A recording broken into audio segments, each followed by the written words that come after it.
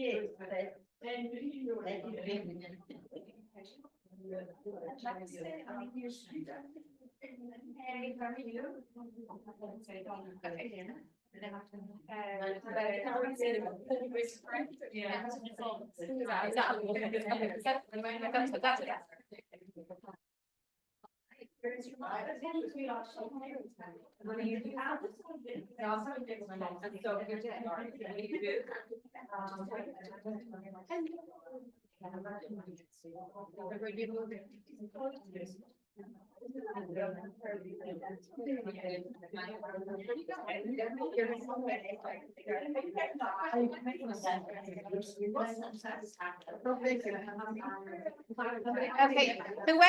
whoever's near the back corner, that's it, thank you. It's your job to give out sheets if someone walks in and they don't have them.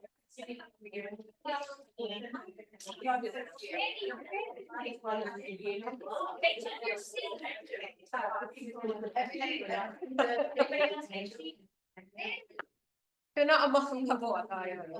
Thank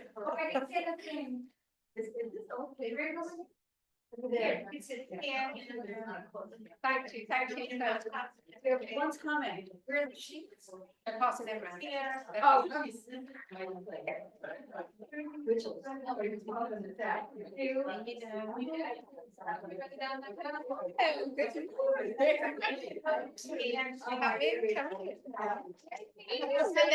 I need to talk about Monday, about Tuesday, about Wednesday. There's a seat here. You standing with something? Good morning, everyone. Good morning. It is so nice to see everyone. Very nice to see young, old, and new here. And people that are back. Vicky, hi. So nice that you crossed the border from Iriamin to Ranhana. Love to see everyone. Everyone who's back. We've had the pleasure of her here. I know. China brings us. We have a branch. China's amazing. We have a branch in Iriamin. I just wanted to tell everyone, heads up, we're going to have an amazing evening. The fourth yahrzeit of Rabbi Zaks, and it's Home of Hope, Words of Repair for Israel and the Jewish people on November 17th at 7:30 here. And it's going to be a conversation between Rabbanit Karen Jackson and Daniel Taub, who was the former ambassador of the UK and chair of Rabbi Zaks Legacy Board in Israel, with our own Dr. Tanya White and Dr. Yoav Heller, chairman of the fourth quarter, Arivon Revi. If you don't know what the fourth quarter is, Google it. Very important organization. And really, Biltzinut, it is filling up. If you want to have a place, secure a place, sign up. I'm sending this, giving this around. Yudit, thank you. As always, this is your Just a question. Yes. Safety. Where do we go in the event of a sign? Okay. We have a mamad. At the end of the hall on the left, there's a little room. That's the mamad. Not so little. It's enough room for all of us. A mamad.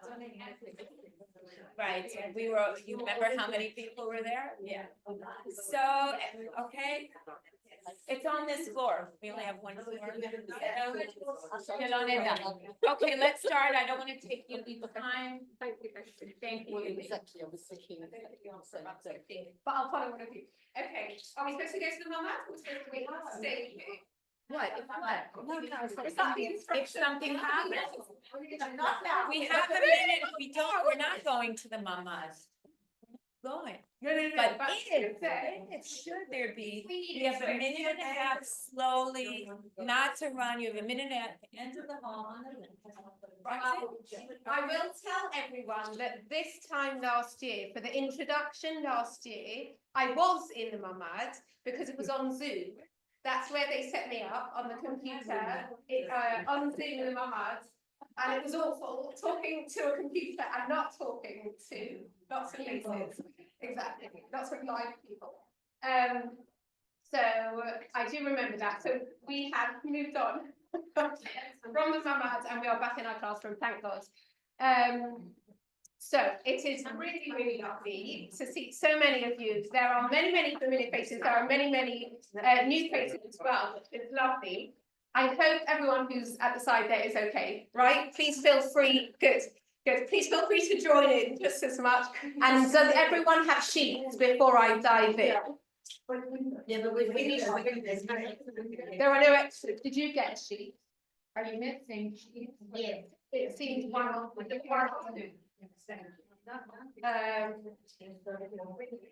So I always start this course on contemporary halakhic topics with the first shiur being an introduction. I think it's very important actually for every course, but especially for our course, because to have some form of introduction. Obviously, if I'm giving an introduction to our course and to the halakhic process has not changed in the last 3 years, but I will attempt to repeat myself as little as possible from the last couple of years and to give different ideas, okay? But as always, there are a few basic things that I think are really important for this introduction.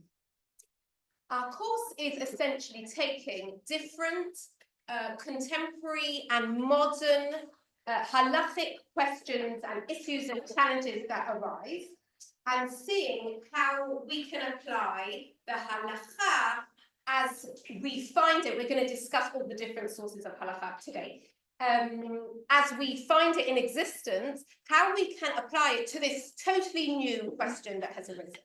Okay, some of the questions which we have and which we will deal with are really, really cutting edge, very, very actual everyday questions.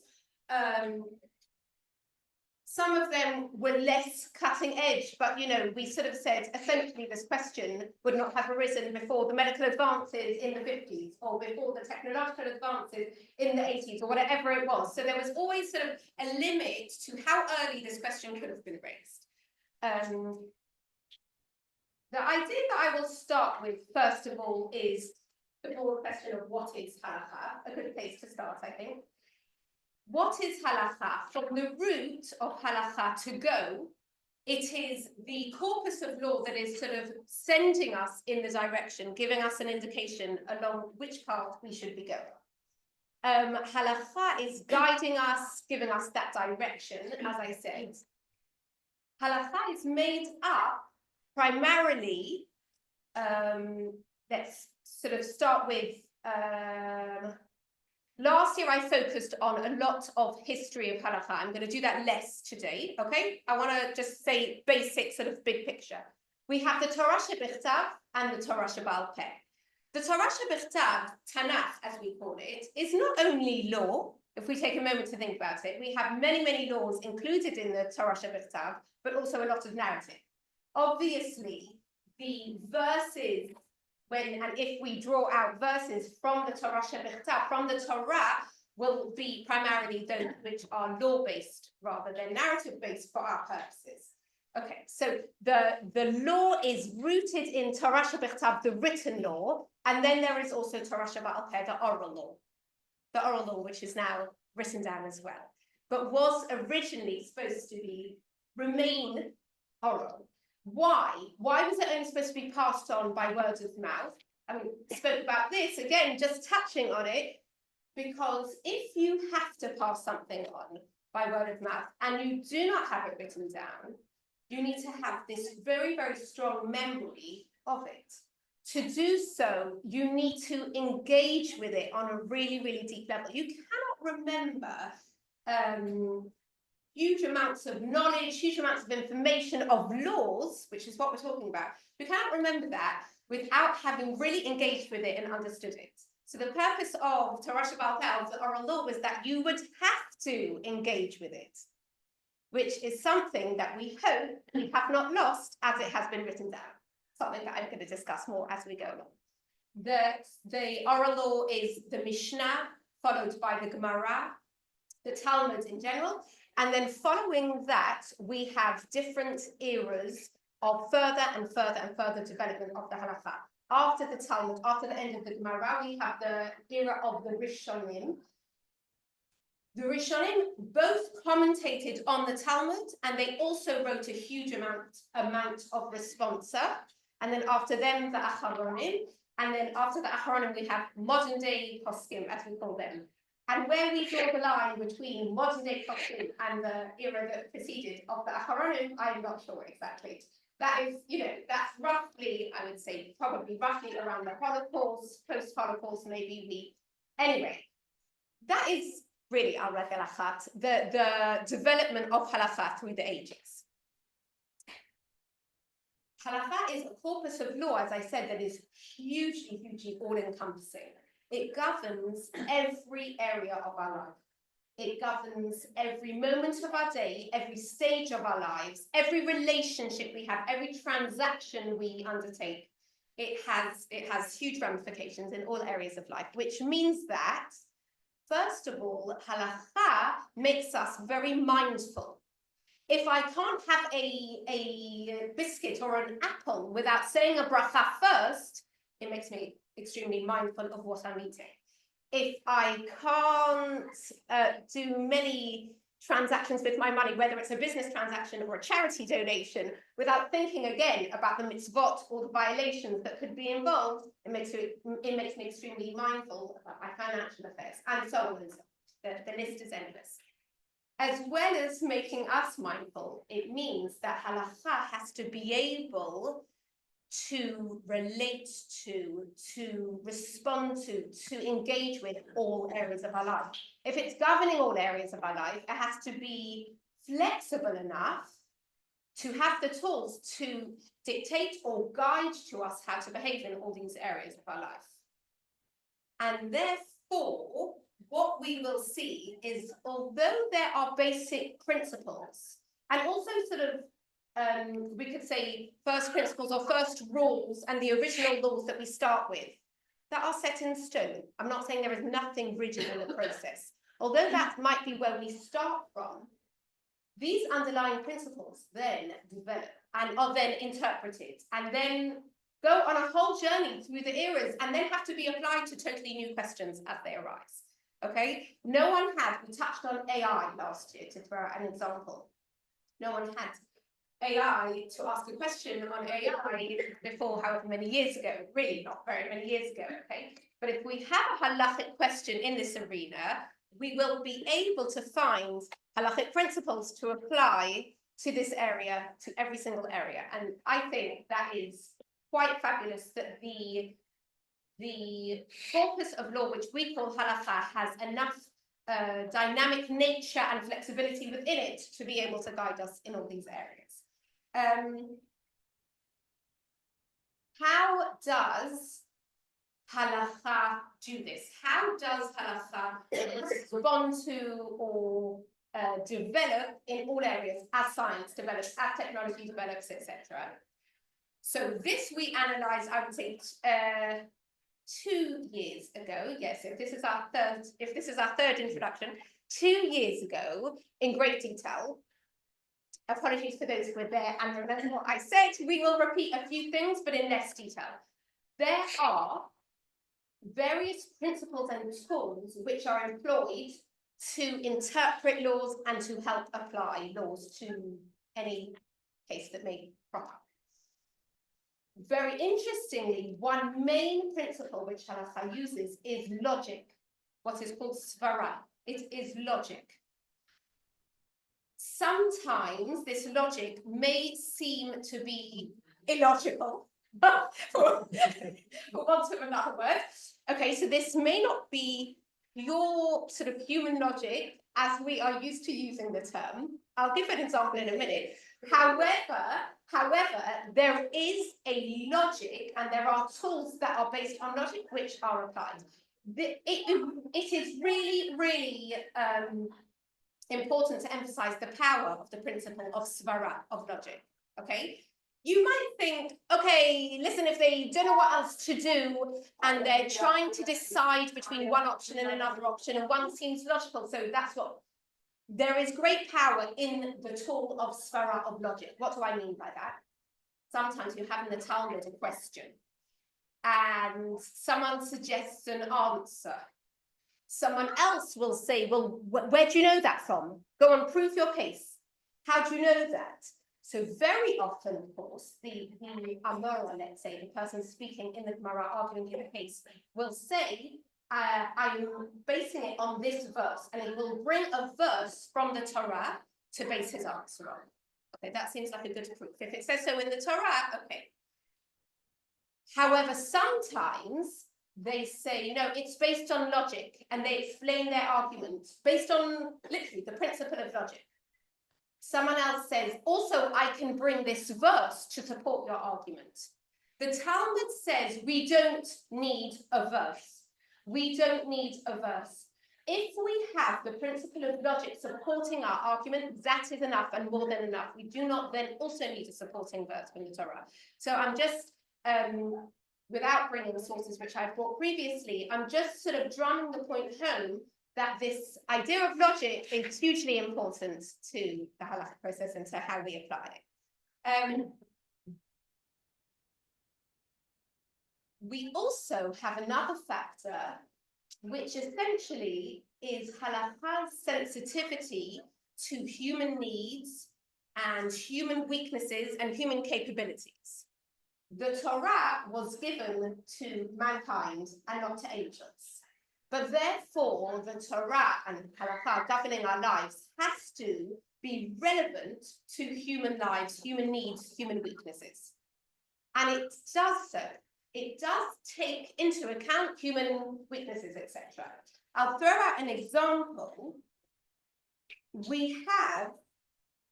I've written here one source, and I've also got an example of something we touched on last year where we see this principle in play. If you look on your source sheet, the first source says one of these principles that shows an understanding of human nature, En gozrin gzeira ala tzibur. The rabbis would not issue a decree on the community, on the congregation, unless they knew that the majority of the community could withstand this decree, could follow this decree, could obey it. Meaning that we know that we have also within halakha laws that we call d'oraita, they are from the Torah, and laws that we call d'rabanan, rabbinic laws.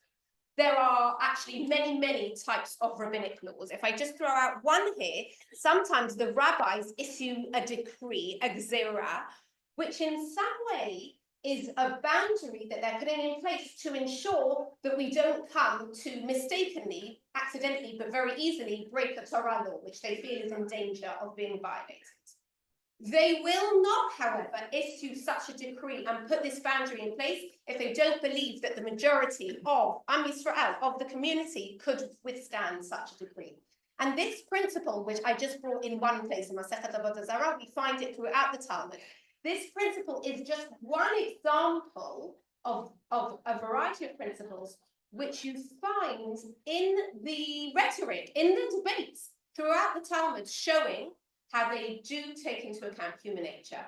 I will say something else. For those of you who were here last year, and for those who weren't, I'm explaining the case. We were discussing various aspects of Pikuach Nefesh Doche et HaShabbat. We were discussing from the perspective of if someone is in danger, they are ill on Shabbat, the various steps that can be taken, because at that point, Pikuach Nefesh, saving life, it takes priority over keeping Shabbat. We took this to different directions. We were discussing, for example, doctors and soldiers going in for their shifts on Shabbat. And then we also discussed a further and totally separate question, doctors and soldiers coming home on Shabbat. Now, if I threw out to you, think to yourself, the question of going into the shift seems a pretty easy one. Both of them are going to do a life-saving job, therefore, I'm sure they're allowed to go in on Shabbat, based on the principle that we said, Pikuach Nefesh Doche et HaShabbat. But coming home doesn't seem so easy. Why should the doctor be allowed to come home if his shift finishes at 10:30 in the morning on Shabbat morning? The same with a soldier. And there, we saw a principle. It was a whole share, and there's hours and hours to discuss on it, but throwing it out here, we saw a principle upon which the permission is based. And the principle is, sofan mishum tchelatam. We permit the end because of the beginning. Meaning, we permit the end of the process, the returning home after his shift at the hospital, after his shift in whatever, the base. We permit the returning home because of the beginning. We are concerned that if we never allow a doctor or a soldier to come home, they won't go the next Shabbos. He can become a lawyer. He doesn't need to be a doctor. His wife may advise him to become a lawyer, or her husband may advise her to become a lawyer. They don't need this. They don't need this. If they have the Friday afternoon into Shabbat morning shift, they don't need it if they're never allowed home. The principle, hetiru sofan, mishum tchilatan. The end is allowed because of the beginning, which is an interesting thing. I'll explain it one more time and then I'll show what we're trying to draw out of it. Again, if we do not let them come home next week, they might go begrudgingly. The week after, they may consider a career change. Okay? There is a sensitivity here in halakha. We can see very clearly through this principle of human nature. We don't want to deter someone from going into life-saving jobs. We therefore will allow something that at first glance doesn't seem an easy thing to apply, the returning home, but we will allow it with this principle in mind. We are, first of all, are able to look ahead, okay? It's the ability of halakha to be able to look ahead. Next Shabbat is what I'm worried about. The person who's dying in hospital next Shabbat and needs a surgeon to come in. And second of all, it is absolutely relating to an understanding of human nature. So that was just one example. As I said, there are many. I've got one source, I've got one case study from what we've done. I thought it would be interesting to go back to something we've done. There are many which show that human capabilities are taken into account in halakha. Or in a word, feasibility is a factor that is a determining factor in halakha. We've also spoken about other principles such as the majority rules, okay? We see that if there is a debate, which I was about to say which there almost always is, I think it would be fair to say which there always is. If there is a debate on a halakhic point, we follow the majority. However, by the way, just going back to our svara, our principle of logic, if the minority can argue their case with more sound logic, we then follow the minority. So first I want to ask you, well, why do we have this rule of follow the majority in case of a debate?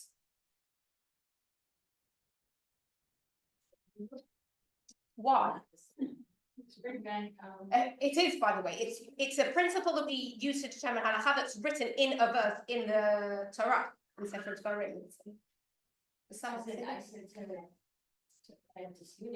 Okay, lovely. So because we need a rule, because we need something, either to prevent disunity or possibly even more importantly in the context of a halakhic shir, to allow us to move forward with a practical ruling. It's a pragmatic rule. It's a pragmatic rule that in case of a debate, you follow the majority. Does it imply in any way, does it indicate that the majority are more correct than the minority?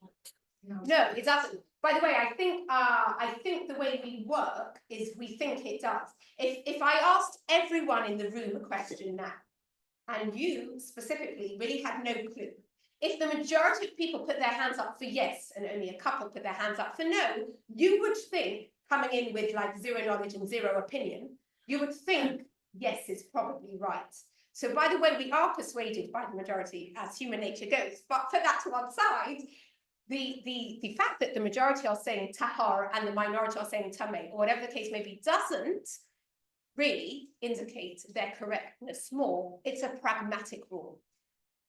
Therefore, if the minority are able to argue with sound logic, with a good svara, and the majority cannot, then we follow the minority because svara wins out, and svara is a real halakhic principle that we employ as opposed to a very useful pragmatic principle.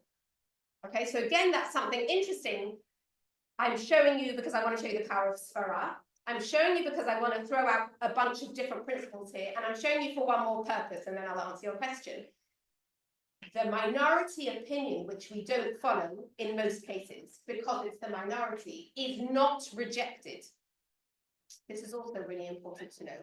The halachic process has to move forward. We need to give an answer to the poor man or lady who came to our door with a halachic question. This is the answer. But the minority opinion, which is not codified into halakha, is not rejected from the process. The minority opinion, because as we said, it might be just as valid as the majority opinion, remains there, sort of hovering in the ether. And there will be, or there may be, and there often is, there often are cases where we have extraneous circumstances and we have many, many factors at play that are really pushing us to be as lenient as we can in this specific case. So then we go back and we say, listen, this Rishon, who was not, who didn't codify halakha according to him, but this Rishon viewed the sugya differently and he ruled much more leniently. This is a moment in time where it is suitable and appropriate to apply his ruling. His ruling has never been rejected. I'm not saying everyone who is involved in the halakhic process has the ability to do that. Maybe you need very broad shoulders to apply this minority opinion from hundreds of years ago, but it hasn't been rejected, and that's key to our halakhic process and our approach to halakha.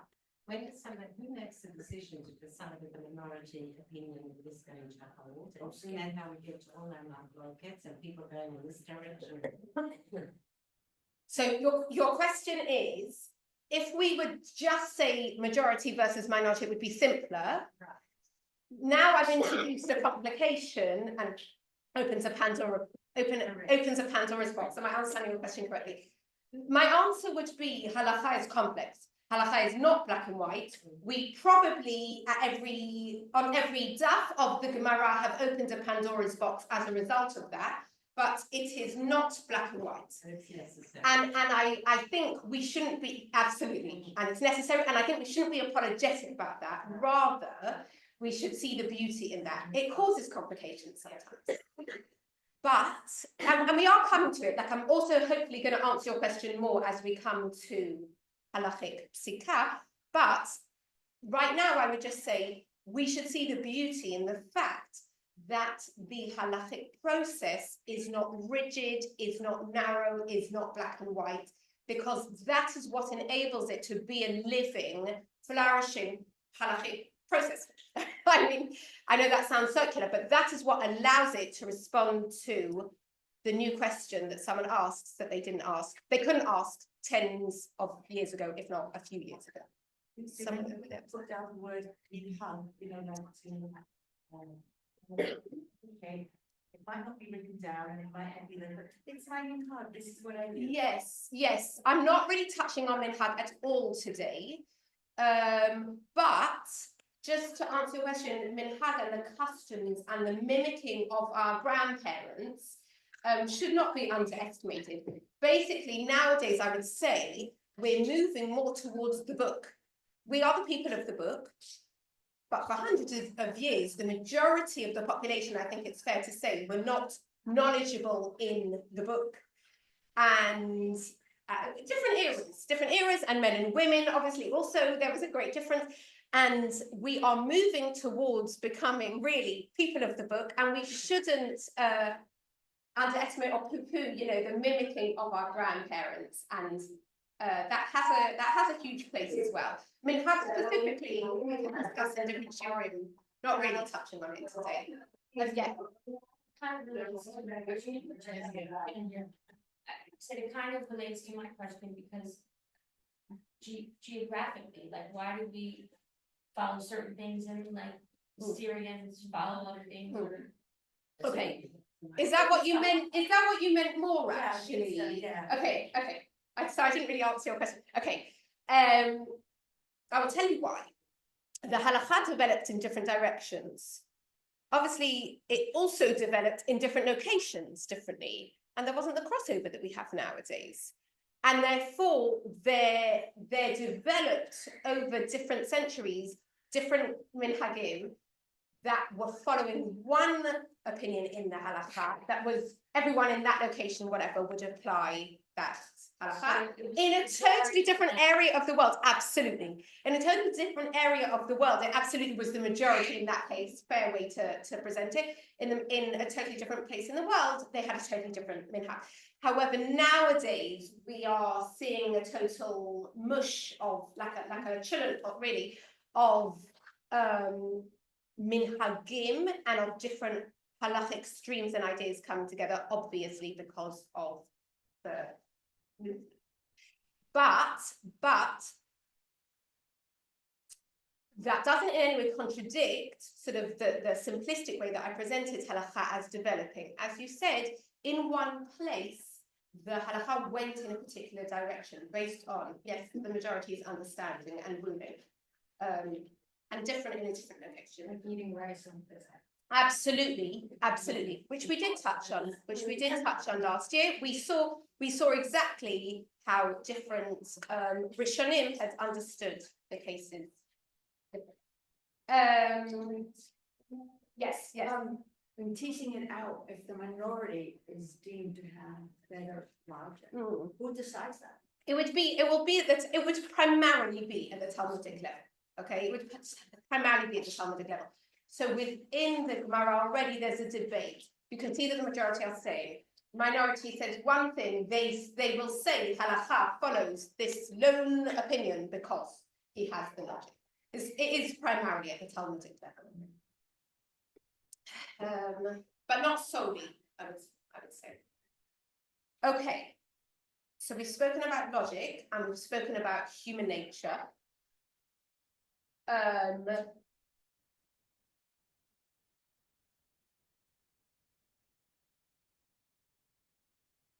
We have.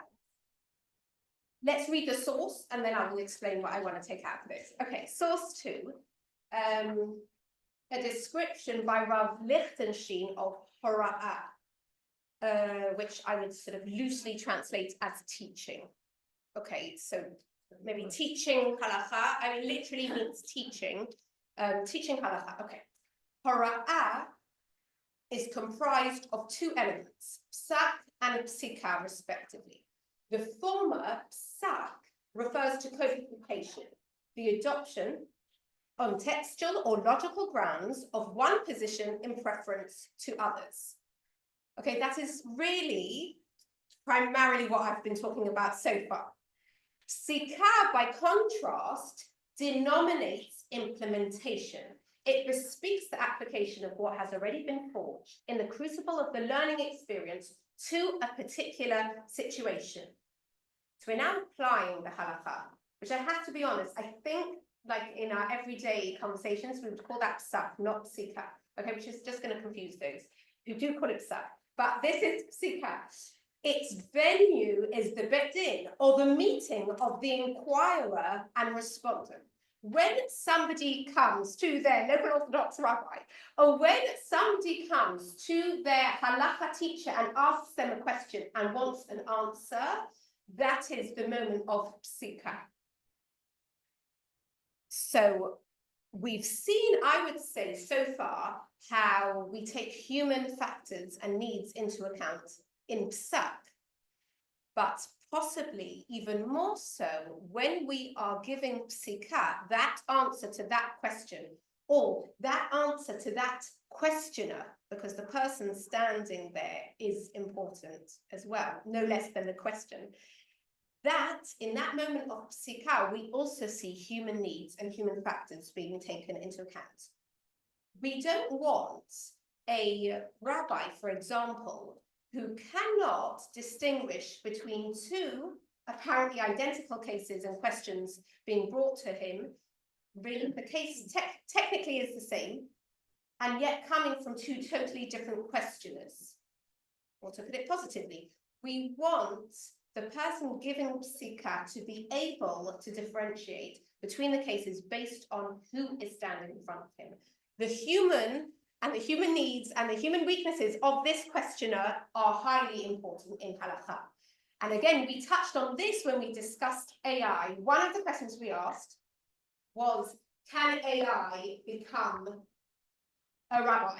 From the perspective of not necessarily taking over the pastoral duties, but from the perspective of giving halachic answers.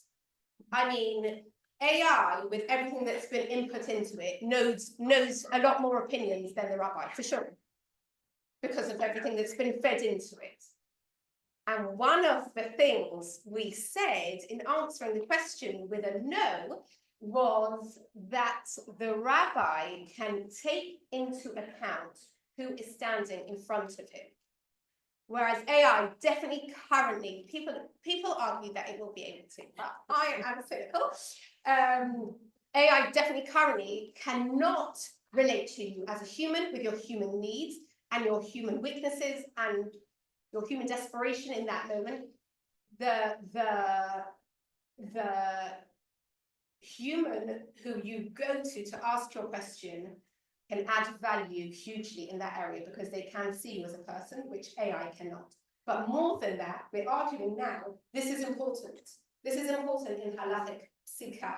This is important. It's not something that you should say, oh, well, then it's very subjective, isn't it? So I'm kind of disapproving of that. It's something that you should rejoice in, the fact that it has the flexibility to be subjective and to understand who is standing before you, who is the questioner.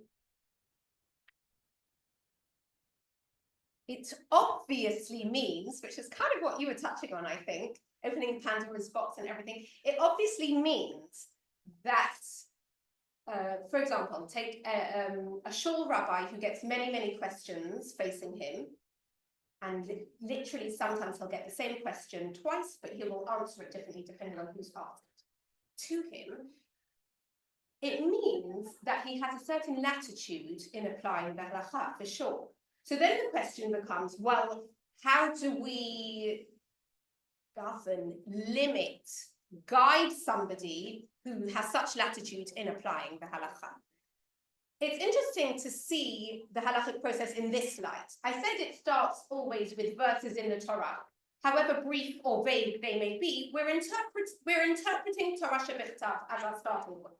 Torah Shebichtav is rigid, I would say, is black and white, is, it's given and it's open to interpretation, but it's there. We then have at the end, just for pragmatic purposes more than anything else, also an answer. The answer is black and white. I mean, sometimes you can answer someone and you can say, there is this opinion and there is this opinion. The reason for this is such. The reason for this opinion is such. You can choose what you think relevant to your case. But usually, not just that rabbis don't give answers like that, usually the person asking the question does not want to receive an answer like that, okay? So, just a shout out here, they're not paying me to do this, Matan has a WhatsApp group where it's got about over 600 people on it now, I think. People ask questions, any halachic question, and they receive an answer. Now, the way we write the answers is actually in the fashion that I just said to you. First of all, it's extremely full, comprehensive answer. It gives the sources, someone could skip over them or read them all or look into them more, however they are, whatever ticks their box. But basically, the answers are given that you see the halachic process, you're getting the sources, but very often you are being shown that there are opinions in this direction and opinions in this direction. Again, sometimes I wonder whether the person who asks the question wants an answer like that, but that is the style of this Ma'aneh Hilchati, this WhatsApp group. Primarily, we may veer towards an answer. We probably do, but we are still in the long answer, at least showing you the complexity of the situation. Okay, coming back to our matter, the answer at the end of the process, I would also say is fairly black and white. Yeah, it's fine. No, it's not fine. Mutar, asur, something like that. But in between, basically throughout the eras, the whole discussion, the whole debate of halakha, till I have to just give you an answer because you've asked for a black and white answer, in between there is the messy middle, or the room for interpretation, or the eras and centuries of debate. You understand what I'm saying?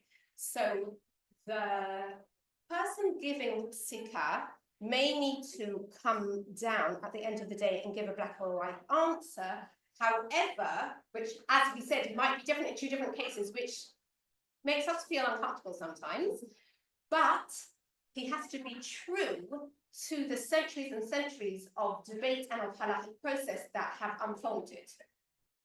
That middle is what he is drawing on to reach his conclusion. It is not run by an agenda, it is not, etc., etc. By the way, to give really, really good psikha that allows you to be sensitive, but allows you also to be true to the halachic process, to give really good psikha, someone should have a very high self-awareness, I would say, that they can sense how the modern day culture or the society is influencing their way of thinking, which I don't think we can deny exists, and its influence on any human being, but they can sense its effect on them, the effect of culture or society, as I said. And then from there, they can try and think as objectively as possible based on the halachic principles, not allowing culture to unduly sway them in their decision-making.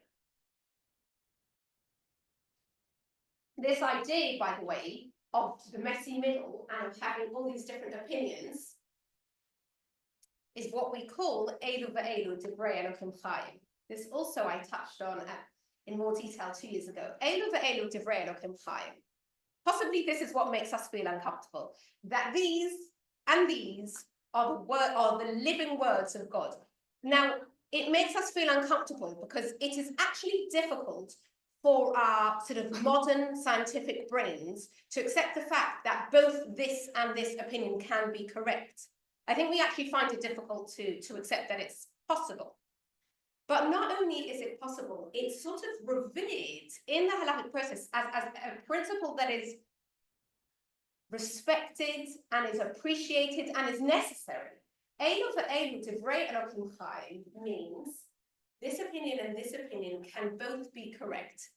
When Beit Hillel, presumably the community who followed Beit Hillel, and the people who learned to the Bet Midrash of Hillel, when they followed his opinion, they followed his opinion for pragmatic purposes. They also may have been able to argue to you logically why Bet Shammai was wrong in their opinion. But if they would have spent a couple of hours learning the working through or the argument or the presentation of Beit Shammai's ruling, that would have also been Torah learning, and they knew it. That would have been valid learning of Torah. They didn't reject it in as much as they didn't rule like that. They may have thought it was wrong, don't get me wrong, they may have thought it was wrong, but they still understood that it is part of the halachic process. Elu ve'elu divrei Elokim Chaim.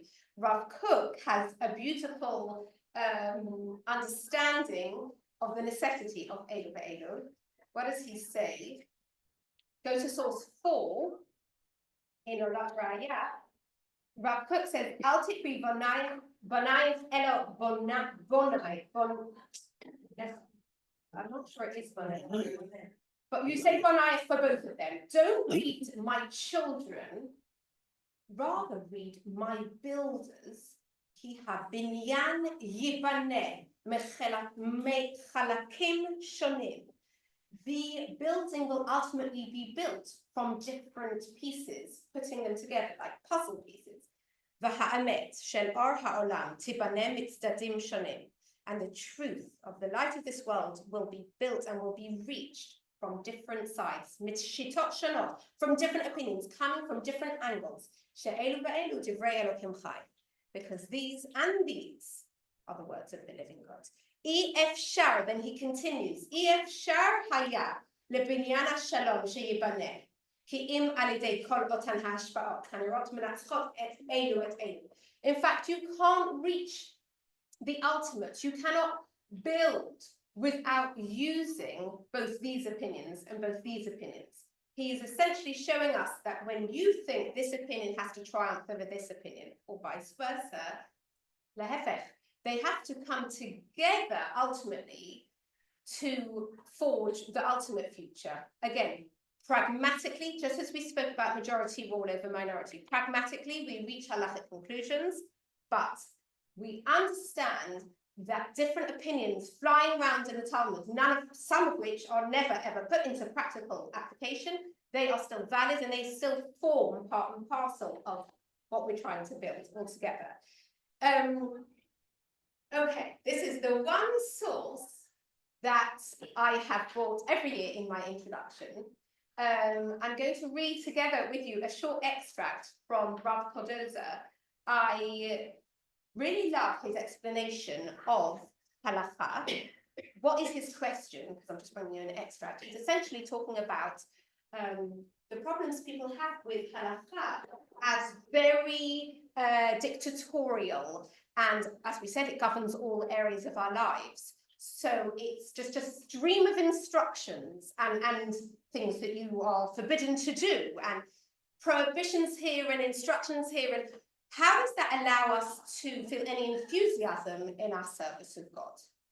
So if we see halakha as very rigid and limiting and restrictive, that's sort of his starting question. And then he develops his ideas.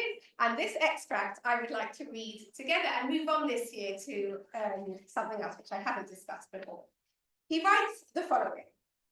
Around 3,300 years ago, a unique symphony was composed for an ensemble of no less than 2 million people. Its composer invited his conductor into his chamber at the top of Mount Sinai.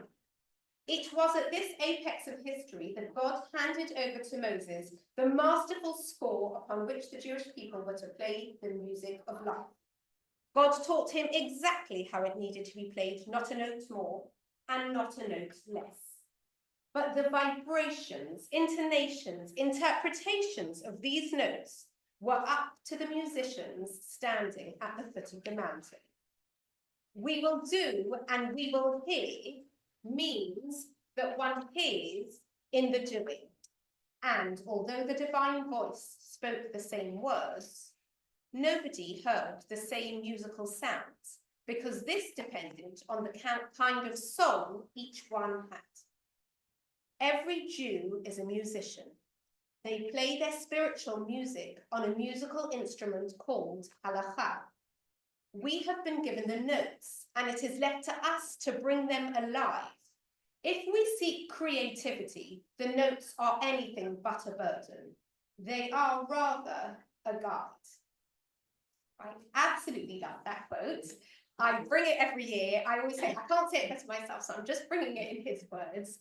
And he has beautifully, with this image of music, he has beautifully, he talks about art as well, actually, that the most fabulous artistic masterpieces, when you go close up, you can see each tiny brush stroke. I mean, you imagine if you're looking at this fabulous, mind-blowing masterpiece, you imagine someone standing there with creativity, with zero restrictions, just pouring their heart out into their music or into their art, whatever the case might be, whichever image, helps each one of us to understand it. But rather, he's showing both art and music have discipline. They have restrictions. They have limitations. There are rules of compositions. I'm less into the world of art, but you can see every tiny brush stroke. It wasn't this great, big, creative, free movement. It was hard, painstaking work that took them months, years, whatever the case may be. It's also based on details and discipline. And he is explaining to us that halakha, rather than being seen as restrictive and limiting, actually allows for the creativity. It is a guide, in his words. It's a guide. It's something that allows us to express our creativity through this, in this way, within this arena of halakha. Now, what I think we can ask, following on from that, is that it's all very nice to see halakha in different lights, and there may be some truth in it, but why would each one of us feel the need to be involved in the process or to engage in halakha? You could say as follows: for many, many, many hundreds of years, people have been grappling with this Talmudic passage. So why would I do so today? What can I add to various different understandings and interpretations that have been brought up over the centuries on this Talmudic passage? So a story was told about a famous Italian conductor. I think I'll try to say his name without the Italian accent. Arturo Toscanini. Arturo Toscanini. So he was a famous conductor, well known for his attention to detail and his great sensitivity to, as I said, every detail and perfectionism, etc. Halfway through his life, he moved to New York.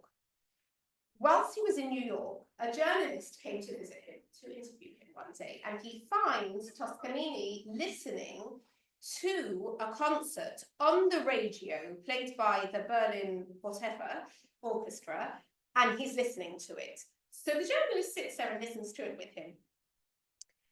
At the end of the concert, the journalist turns to Toscanini and says, "Wow, that was amazing, wasn't it?"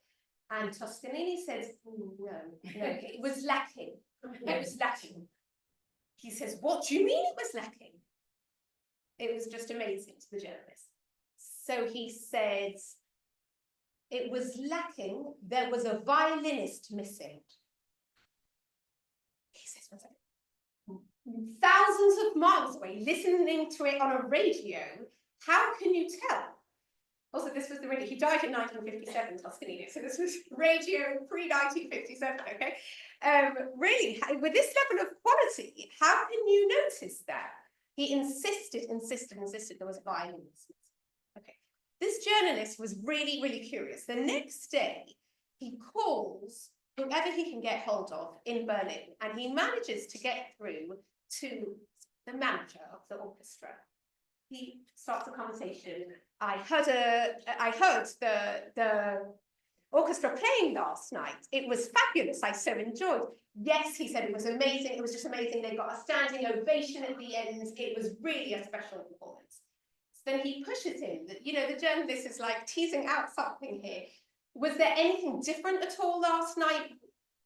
Any exceptional circumstances? He says, well, actually, we usually have in the orchestra 15 violinists. And last night there were 14. Otherwise, it was exactly the same. Really, at the last minute, so and so pulled in ill, and we didn't replace him. There were 14 violinists there last night. So this journalist is dumbfounded. He rushes back to Toscanini, and he says to him, "How did you know?" And Toscanini answers him, and he says, "You listened to this orchestra playing as someone in the audience, but I listened to the orchestra as a conductor, and so I could discern the difference. I could feel this violinist missing." And he said, this just totally wowed him and brought home to him more than anything else Toscanini's, whatever, amazing abilities, talents, and sensitivities.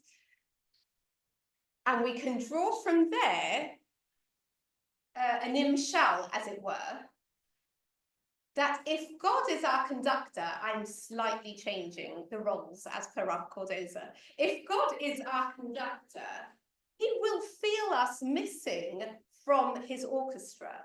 And each and every different instrument is an integral part of the orchestra. Every century, every era, each and every person plays. Mora. Yeah. My parents had a box in Carnegie Hall when I was a kid, and I used to go hear Toscanini whenever I wanted. Sing. And I thought that was normal conducting. Amazing! Wow. This idea that we may feel, what can we add? Reframe it. You will be missed if you are not there. This violinist was felt by the conductor. God is asking and inviting all of us and waiting for all of us to play our part, excuse the pun, to play our part in the halachic process. each and every one of us will have our unique interpretation, our unique feeling, and is invited to engage in this process. I would say, just ending off, I've brought here, but I'll say it out of the text. We have this famous midrash of Moshe, who goes up to Shamayim and sees God tying crowns onto letters. And he says, almost as if, well, this is kind of a waste of your time and holding you back. Let's hurry the process along. We might build another eggshell. Why are you doing this? Why are you tying the crowns on?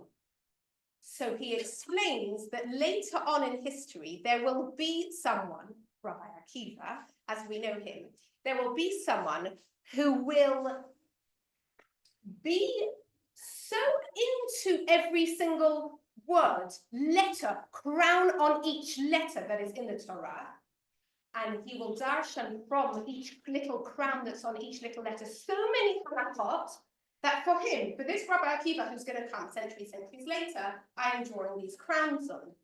So Moshe is sort of perplexed and he says, okay, show me. So they go together, the extract explains, they go together into Rabbi Akiva's Bet Midrash, and he's sitting there, interestingly, in the 8th row, he's sitting in the back, and he doesn't understand a word of what's going on, not a word.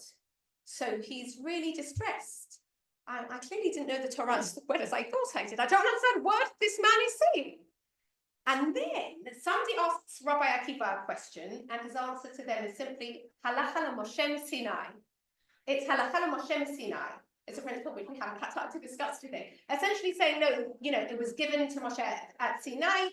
It's got this great standing of basically as if it's on a Torah level, even if it's not written explicitly. Halacha l'Moshe Sinai. As soon as Moshe hears that Rabbi Akiva was telling his students, Halacha l'Moshe Sinai, even though he didn't understand a word of it, he is comforted and he feels that his Torah has sort of extended through the generations, even without him knowing. One thing, honestly, topic for a share on its own, one thing we can take from that is, again, a reflection of the development of the Torah and Halakha through the ages. Moshe, so to speak, did not need all the darshaning and all the explanations and all the analyzing of the crowns and all the logical arguments that Rabbi Akiva and in general that we find in the Talmud. He didn't need all of that because his relationship with Hashem was on such a level that he understood it intuitively. He had such an intimate relationship with God that everything that was said was intuitive to him and he interpreted it intuitively. But through the ages, we need more and more of the logic. In fact, if we take some of the main stages of halakha that I threw out before, the Mishnah presents you with different cases. The Gemara tries to give you rules, principles that you can always apply to whatever case is thrown at you. After the Gemara, Rishonim onwards, try and start defining for you to enable you more easily to apply halakha, again, to each and every contemporary case that's thrown at you. Let's define our terms first, and then we'll be able to apply it. This is all necessary and good, but we only need to do so because we are losing gradually more and more so that closeness that was there, let's say from Moshe onwards. And if we look at halakha as it develops in this light, we realize the importance of building ourselves on the previous eras, bit by bit by bit. We are invited to engage with it. We are invited to interpret and to give new rulings to new cases as is necessary. But we are building on what came before, as they have done, because of this important view of how halakha has developed. I actually would like to just conclude by saying that I wonder if Rabbi Akiva would walk into the Bet Midrash nowadays, if he would understand everything we're discussing. We have had recently soldiers whose lower arm has been blown off or amputated, and they are asking, how and where should I lay tefillin? And should I say a shechionu as I put on tefillin, etc., etc. I'll throw out one of many, many questions which I know everyone is aware of. If Rabbi Akiva came into our Bet Midrash, our Batei Midrash nowadays, I don't know if he would have a clue what we were talking about either. but we are keeping the same process going, and we have new cases thrown, and new challenges, and new issues. No one is denying that, and the same halakha can apply and can respond to all of these cases. So I look forward from next week onwards taking a whole variety of cases with you. It's And only apply. impressive there was a woman standing up and teaching us. Oh yeah, that's true. You see, I take it for granted now. And Absolutely, absolutely.